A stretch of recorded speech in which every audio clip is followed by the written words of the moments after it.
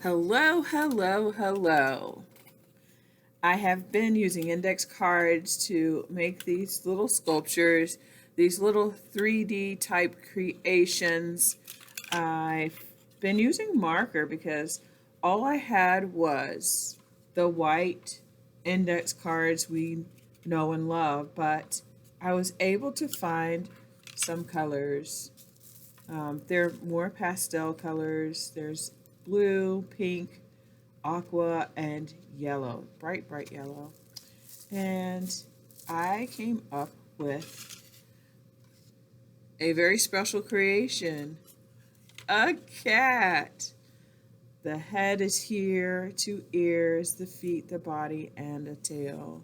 And I wanted to show you how I did this, show you how I use the index cards to make the little triangles, and then how I assembled to make the cat. So if I can push these guys off to the side and cat sits there. Um, I am going to make a pink cat this time.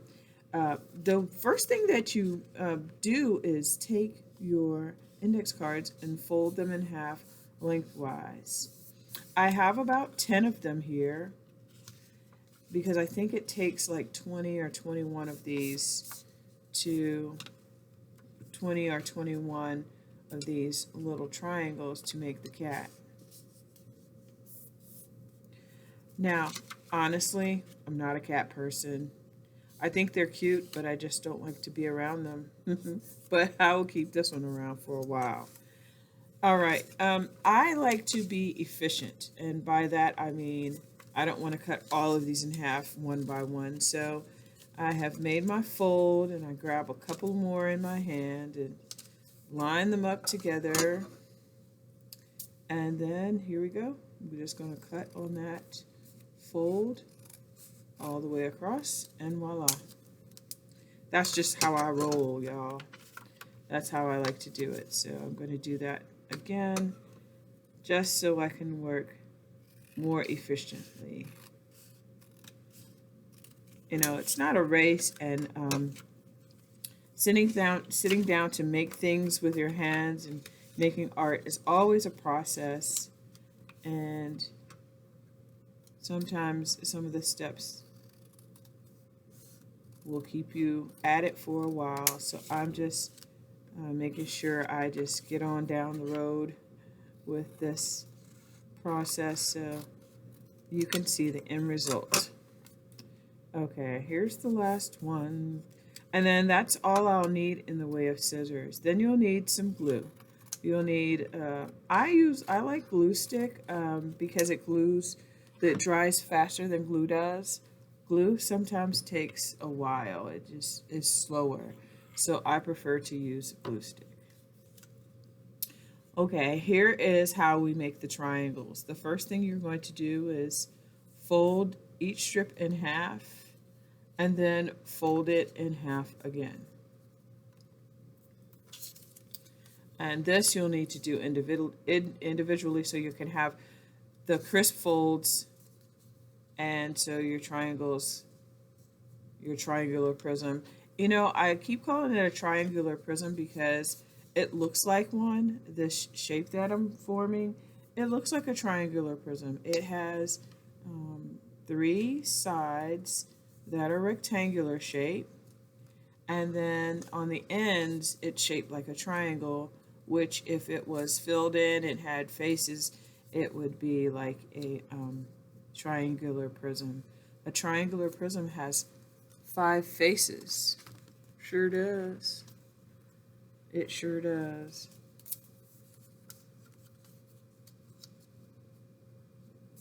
It's one of those 3D forms that is familiar in geometry class. Yes. But sometimes different subjects cross over, especially math and art. They cross over and connect many times. There's so many things, many aspects of math that are used in art. I love that. I love that that happens. Okay, I'm going to keep folding and then I'll be back. This is going to take a while. I'm finishing up here. And something I didn't say before is that when I fold this, when I'm folding, I like to keep the striped side on the inside. Not such a big fan of it being a part of my design. So I keep the striped side on the inside, so I fold it inward when I'm making the folds. Okay, here comes the fun part. We're going to take each of these and open them slightly, and you can see when you open it just a little bit, you can see where it sort of looks like a square. Oh, I can make it look like a triangle too, but there's this extra piece, and that's where I'll put the glue, and I'll bend it over and glue it like so. Yeah, so it will become that triangular prism. Oh, I keep talking about triangular prism. Yes, it's a geometric form. It's a polyhedron made of a triangular base. So there's two bases, but for us they're openings. It has 3 rectangular sides, 5 faces, 6 vertices, and 9 edges. Yes, I knew I had my notes somewhere. It just popped out of a folder over to the side there. Okay, so I'm going to make sure that this, which has 4 parts, can fold over into something that looks like a triangular prism. I like glue stick because it glues a lot faster. When you're using regular glue, the wetness of it just it takes longer, just honestly does. So just a little bit of glue stick, a little bitty squeeze like that, just squeeze, and then there we go. So I'm going to continue this, and if I didn't say it before, if you're doing this along with me, just pause when I pause so that we can stay on the same pace sort of together. Just pause this video, and when you're done making all of yours, that just happens so easily. When you're done making all of yours, tune back in. Okay, so I'm going to keep doing this step and putting these together and giving a little squeeze and lining them up, getting them ready to make the little cat. It's a geometric cat sculpture. Yes, out of paper. Okay, I'll be back. Okay, I'm down to the last 3, and in the process of making all of these, I came up with a cool way to do it. Just turn this side in like this, and then you can rub right with your index card on a flat surface, and then voila. I'm going to do that again. Open and flip this side in, so it looks sort of like a book, and then put glue on one side and tuck it under. And last one, just makes it easier. I love making art and making discoveries about different ways of doing things. That happens a lot. Okay, so I have all of these. Let me corral them all together. Look at that. This will become a cat. All of this will become a cat. But first, I'm going to take 6 over here and push these to the side, and 6 right here. And I'm going to, is this 6? Okay, this is 6. And I'm going to, whenever I push them together, they just seem to just, when I corral them, and they just come into this shape. It's shaped like a hexagon, but I call it the little wagon wheel. And so I'm going to assemble the little wagon wheels, and then they will become the body of the cat. And then we can add the ears, we can add the feet, and the tail. Okay, I've got one done. I'm going to show you how I did it. It's really easy. I slide my finger inside so that I have a hard surface to apply the glue stick with. And then I put 2 together. And then I keep my finger in one and add some glue. And add a third one. So now look, there it looks like half of that hexagon. Half of the hexagon is glued together, okay. And then I'll put glue on the fourth one, and I'll keep it going around.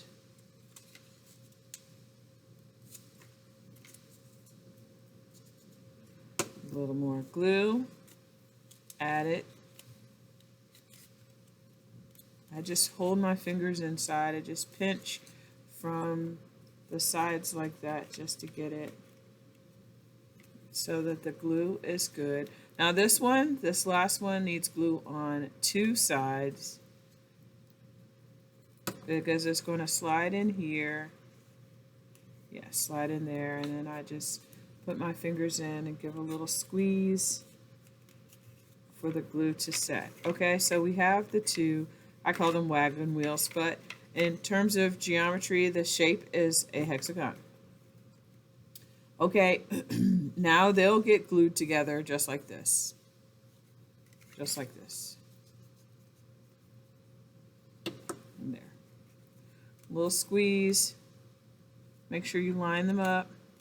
I like having the stripes on the inside because the outside to me just looks wonderful without all that other distractions. Okay, so now you take two more to add the ears. Apply a little glue and stick it on, and apply a little glue to stick it on. It goes a lot faster once you get the body together. So there are the ears. All right, I'm going to add some feet, and I'm only going to do two because this is the side view of the cat. Oops. Oops. So I put one here. And after I put the feet on, I guarantee you it will be ready to stand up. But it needs the tail for balance. From an engineering standpoint, there's more weight on the front where the head is, and this guy could lean and topple over. No, it's pretty steady. All right. So I added feet here on the bottom sides of this hexagon. So there are 2 feet, 2 ears, and the rest, the last 4, are for the tail. The tail, I like to make the tail on its own and then add it to the rest of the cat. So there are 2 together.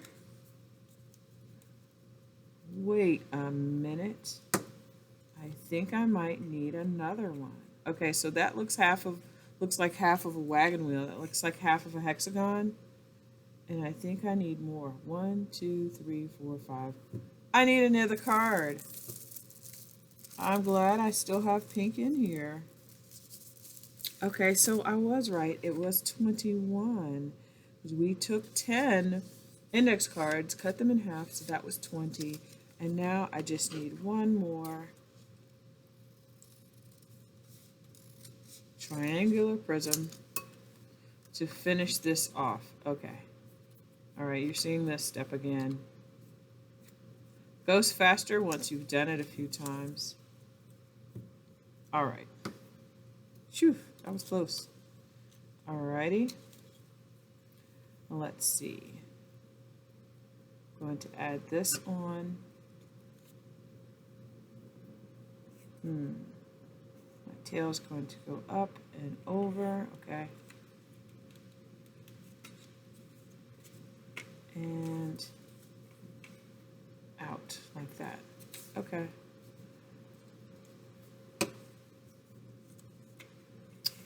Okay, you might think you might want your tail to look differently than the way I'm arranging mine. And maybe you'll use this last piece and even make the tail longer. In fact, I might. I might this time. No, I want twins. I want my cats to look like twins.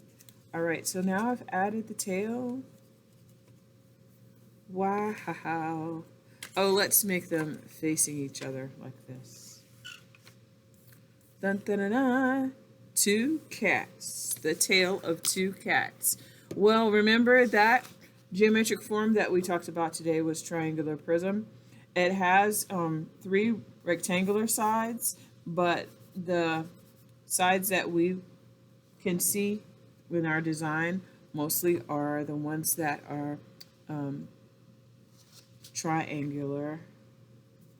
Yes, this was fun. I hope you learned something new. I hope you had fun with this, and maybe you'll come up with something else, a creation of your own. Let's put the star between. Ah, this could be a story of two cats uh, taking a trip on a rocket ship beyond the stars up to the moon. Oh my gosh.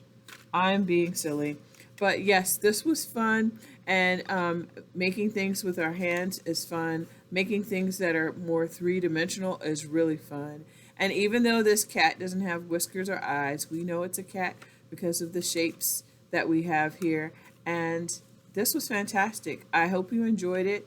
I enjoyed sharing this with you. Come back and see me again, and we'll make more cool stuff. Goodbye.